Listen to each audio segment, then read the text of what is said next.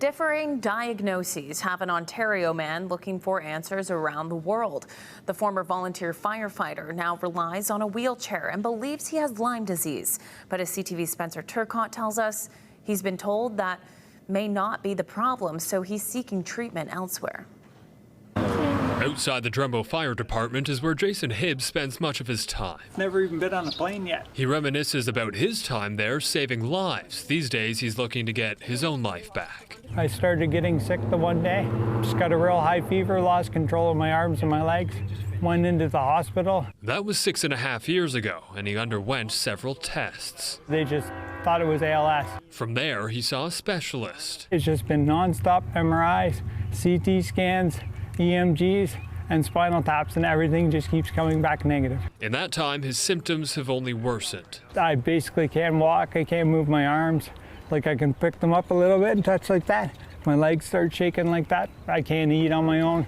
My parents have to feed me, toileting, all that stuff, showering. Co-workers and friends have also stepped up to help the 42-year-old. Several of us on the fire department here, we take him to medical appointments. I can help him put drinks in his hand, and I give him sips of his drink if he wants it. While he's had a lot of help, Hibbs wants his independence back. That began with looking for answers. He connected with a doctor in Toronto who sent his blood work to doctors in Germany. And it came back positive for Lyme disease, plus 4 variants that ticks can carry. So he started looking for treatment options for Lyme disease, including antibiotics and going into a hyperbaric chamber. But he says the Toronto doctor got in trouble because those treatments went beyond Canada's standard of care. I actually started regaining some control in my legs again.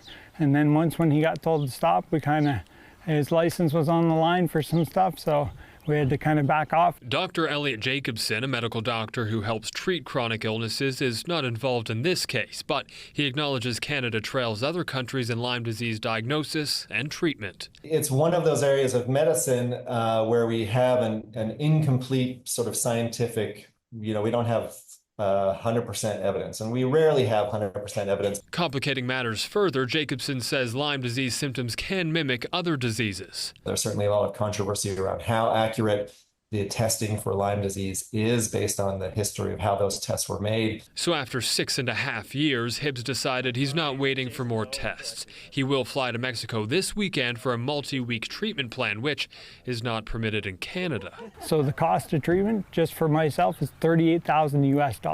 There's going to be stem cells, blood transfusions, hypothermia treatments, and then treatments where they induce a fever and stick me in this tube and heat it up. Hibbs says he's sharing his story to raise awareness. If it could happen to me, it can happen to anyone. Spencer Turcotte, CTV News.